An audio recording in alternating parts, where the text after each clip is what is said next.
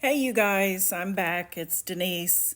I've got a quick read here. I might need to do in two parts, but this is the first part, and there's more coming. Jesus said to repost this. It's dated November 13th of 25. It's God's physical.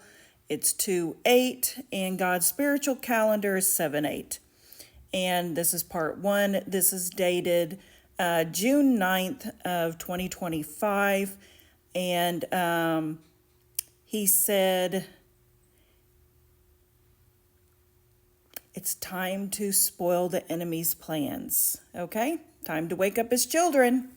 So here we go. It's time to break the bonds and the chains of the false father who is tricking God's people.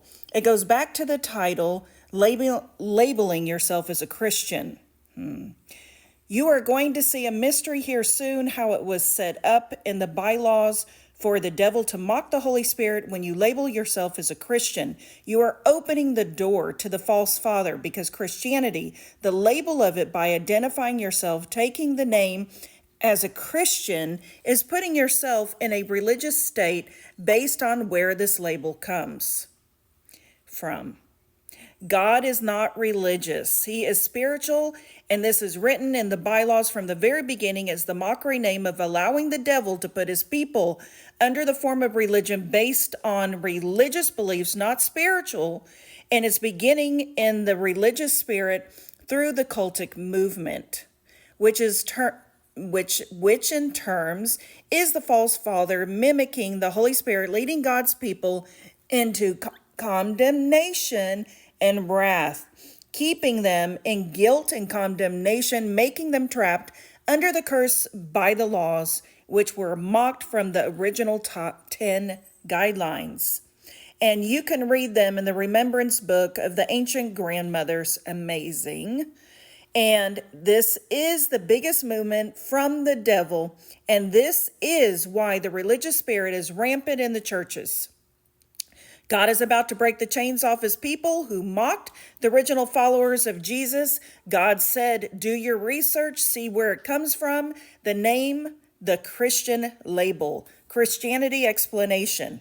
Christian movement came from the cultic environment of mocking the real Jesus followers, showing everyone the true way. So they gave them the name to mock them.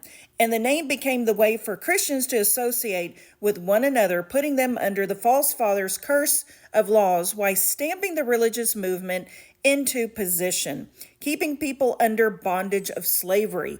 Everyone has fell for this, including me. I just found out yesterday, but makes so much sense if you think about it. Jesus isn't religious. God's 10 commandments were wrapped in a curse. Why? Why would God put a curse on his people? Why would he sacrifice animals when he loves all of his creations? Think about it. Okay? It says also, your father has allowed all of this mistranslations, just like he allowed his original guidelines to be put up as the 10 commandments to be God's laws. Because I am the creator of heaven and earth, they are my laws, because I have allowed these laws to be wrapped around with a curse. But these laws are not my true intention for you. And this is why I had my son die in the flesh for you all, to break the curse of the law. And now you are going to recognize my true character. This is what he's saying. Also, yes, my word is true, even the one that has even been corrupted by man, because every single thing has been my design, even the laws that were corrupted, that were my original guidelines, that turned into the 10 commandments. Those are still my laws because I am in control of everything. You see, the devil cannot do anything without my permission, and it was all set up from the very beginning. So I left my people breadcrumbs to find me because I knew that my true character was going to be demolished and slandered. Malachi 3:16 is one of his breadcrumbs. Read it. Then it talks about the remembrance books of the great grandmothers. You need to check it out. There's, you can Google it, you can look it up on YouTube, and you can find it. It says, then, this is Malachi 3:16. Then spake they that feared the Lord, everyone to his neighbor, and the Lord hearkened and heard it. And a brook of remembrance was written before him for book. Sorry, guys. Of remembrance was written before him, before them that feared the Lord and that thought upon his name. Malachi 3:16. This is Geneva version, guys, so just bear with me.